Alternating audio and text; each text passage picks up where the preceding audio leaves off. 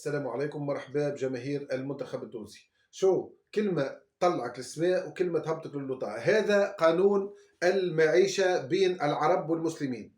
فوز بنزرتي الناس كلنا نعرفوه، مدرب كبير وعدى سنوات جيدة في تونس، ولكن مؤخرا عنده شهر ولا شهر ونص غلط مع الجماهير العربية والجماهير التونسية، وقت اللي قال لك الكلام المنابي للأخلاق، عفوا، الكلام هذاك استنكر فيه جميع التوانسه بمختلف انتماءاتهم. وكلوبيس مكشخ، انت رجل معروف، انت رجل الناس تعرف، الناس كل يتفرجوا فيك، وتعمل هكا وتقول الكلام هذاك لاقى استنكار من الجمهور التونسي كل. بعد ما لاقى الاستنكار هذاك، حتى منتخب تونس طاحت فيه الحكايه. انهزمنا مقابله ضد جزر القمر، وانتصرنا وتعادلنا مقابله. يعني جزر القمر مهما يكون، لا تقول لي الفرق الافريقيه تطورت وكل اللغه هذيك راهم سوقوها عندهم توا 6 سنوات 7 8. بعض من الاعلام العار، الاعلام اللي ما يفهموش في الكوره، سوقوها على اساس المنتخبات الافريقيه كبرت وما عادش ثم منتخبات صغيره. تي بون هذيك ضربه اللغه عداوها عليكم وكيكه، معناها هما كيكه، هما ناس فشلاء فاشلين، عديوها عليكم ومشيت على روحها تزف الحكايه.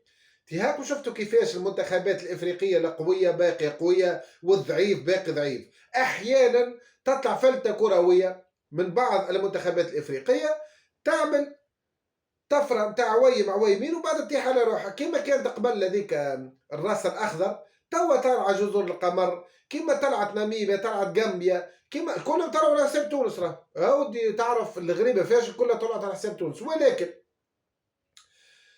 حسن ما في صدور الترتيب نتاع المجموعه نتاع المنتخب التونسي. ولينا بقينا في المركز الاولاني 7 نقاط، ولكن قربنا لينا المنتخبين غامبيا وجزر القمر. والتقريبه هذه ما خلتناش نترشحوا من الجوله الرابعه، في انتظار الجوله الخامسه. المقابله القادمه ضد مدغشقر يلزمنا ننتصروا فيها.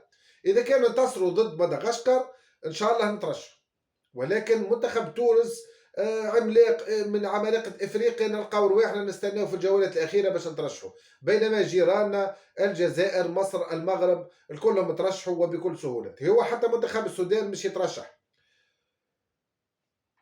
انا نبقى مستغرب نرى منتخب تونس بالقوه هذه بالتاريخ هذايا نتقهقروا في ترتيب الفيفا، نصبحوا الترتيب تو يهبط، ولكن ثم احصائيات راهي تهبط. انا راني نفهم للعباد اللي عقولها بسيطه والا معناه يحبوا ما عندهمش خبره في الترتيب نتاع الفيفا، نفهمهم. ثم بعض النتائج تصير لك مع مثلا احنا منتخب جزر القمر في المركز 111 عالميا، احنا كنا في المركز 36. كي تتقابل وينتصر عليك فريق المركز 111، هو يعمل قفزه جيده وانت تعمل ريكول. ها علاش ريكول خايب؟ على خاطر انتصر عليك فريق بعيد ياسر، فوق التوب 1 توب 100 فوق. لذلك الترتيب ثم 9 مراكز باش يخسرهم منتخب تونس، وهذه صارت لنا قبل ولكن على فترات. المره هذه شوت ليبر، هذه تسمى شوت ليبر مع فوز بنزرتي. المنتخب التونسي من المركز 36 باش نصبحوا في المركز 45.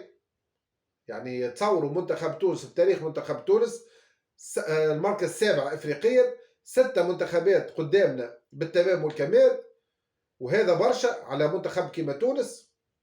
بينما نراو مدارس، اذا كانت ثم مدرسه جديده طالعه في افريقيا راهي بوركينا فاسو. بوركينا فاسو خذات بلاصه غانا، كانت قبل غانا منتخب عملاق، توا اصبح بوركينا فاسو في بلاصه غانا بالضبط. ناقصهم شويه ترشح لكاس العالم ويصبحوا في المكان نتاع المنتخب الغاني، خاطر منتخب غانا تقهقر. المنتخب التونسي تشفع لنا عندنا فرق كبيره في تونس الحمد لله.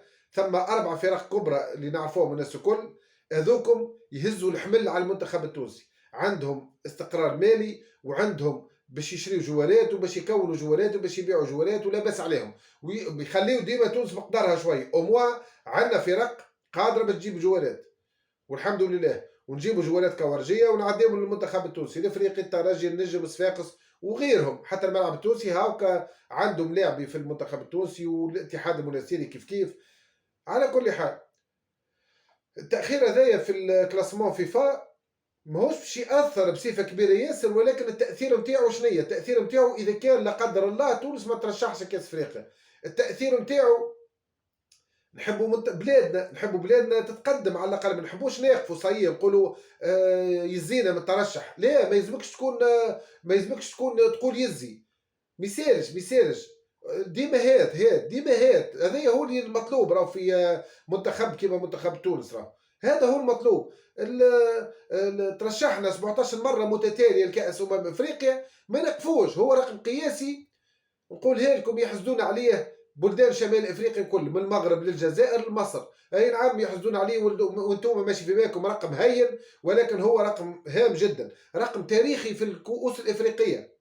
تونس المحقوره هذه، تونس البلاد الصغيره، عندنا رقم قياسي 17 مشاركه متتاليه في كاس افريقيا، مشاركين 21 مره في كاس افريقيا بصفه عامه، ولكن 17 مره مشاركه، اذا كان نزيدوا نترشحوا تولي رقم 18، رقم 18 توالي، وهذا رقم قياسي كبير وكبير برشا في تاريخ المشاركات الافريقيه للمنتخبات، والرقم هذا ما يتحطمش اذا كان تونس تبقى ديما تشارك في الكؤوس الافريقيه. تصوروا انتم الفريق اللي بعدنا اللي يخلط علينا بعد في المشاركات المتتاليه عندهم 11 مشاركه متتاليه، ظهر لي على ما يبدو منتخب مالي، هذا اللي نفكر وانا، منتخب مالي عنده مشاركات متتاليه، بقية المنتخبات كلها صارت لها الديفوات وطاحوا في فتره من الفترات، الجزائر طاحت، الاخرى طاحت، ما حافظوش على الرقم نتاعهم، ظهر لي مالي هم اللي عندهم المشاركات المتتاليه ب 11 مره. يعني منتخب تونس عندنا ارقام قياسيه في افريقيا، ماناش طيحوا كل شيء في الماء على خاطر فوزي بنزرتي. المطلوب من الجامعه التونسيه لكره القدم، من الجامعه الفقيره ما ينكر فيها حتى واحد، عندنا جامعه فقيره وفقيره جدا، ما تنجمش تجيب لنا مدرب عالمي كما قبل جبنا روجيلي ومير، جبنا كاسبر زاك، ما عادش نجموا نجيبوا مدرب عالمي، هذه مهزله.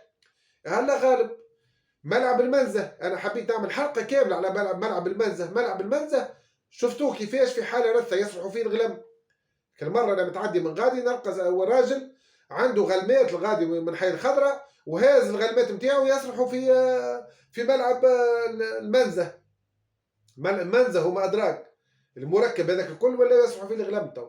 اي نعم، بينما المغرب تبني في التيرانات، الجزائر تبني في التيرانات، مصر بناتهم وصيي، واحنا اصبحنا متخلفين في التيرانات. ان شاء الله لفته من رئيس الجمهوريه قيس سعيد، يرحم والديك سيد الرئيس، احنا نحبوك، تلفت لنا للرياضه في تونس على الاقل لبناء الملاعب، رانا احنا ما عادش نجموا نمشوا ونعملوا متنفس نتاعنا، نعملوا جوله في الملاعب، ما عادش ثم ملاعب، ما ثماش، الواحد يمشي، الناس تمشي، الفيراج يعمل في المشاكل في بعض، وان شاء الله ربي يحفظهم ما عادش يعاودوها هكا. وعلاش هذا كل خاطر يمشيوا وما همش لاقيين حتى بلاصه يقعدوا فيها، ما ثم حتى شيء، ما ثمش نظام، ما ثم شيء. وزيد المنزه تشوف كيف مطيش، ان شاء الله يرجع لنا في اقرب وقت، ان شاء الله يتبنى، خلينا نرجعوا المنزه، جو المنزه واحده برجوليه، جو المنزه وشيخه المنزه ما تتعودش، هذا هو ان شاء الله الامنيه. ان شاء الله مهدي النفطي يكون في المنتخب التونسي مدرب كبير، هو يحب من المنتخب التونسي مليار، يبرا خلصوا في المليار، واعمل استقاله لفوزي بنزرتي،